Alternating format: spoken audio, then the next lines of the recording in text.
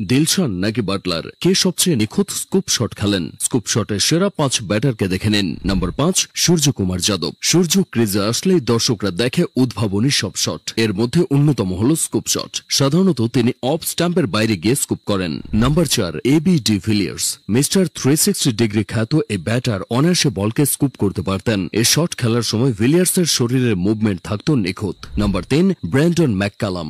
ভয়ডরহীন batting এ ম্যাককালামের উপর কেউ নেই। সানটাইটের করা 150 কিলোমিটার গতির বলকেও তিনি অবলীলায় স্কুপ করে ছক্কা মারতেন। নম্বর 2, জস বাটলার। বাটলার যখন স্কুপ শট খেলেন তখন সেটা কোনোভাবেই মিস হয় না। এই শট খেলার সময় তিনি দারুণভাবে শরীরকে বলের লাইনে নিয়ে যান এবং টাইমিংটাও করেন পারফেক্ট। নম্বর 1, তেলাকা রত্নে দিলশান। দিলশানের খেলা স্কুপ সবার থেকে আলাদা। বোলারের গতি ব্যবহার করে তিনি উইকেট কিপারের মাথার উপর দিয়ে এই শট খেলতেন। তার এই শট ক্রিকেট বিশ্বে দিল স্কুপ নামে পরিচিত হয়েছিল। বাংলাদেশের সবচেয়ে সুন্দর স্কুপ শট খেলতেন আশরাফ।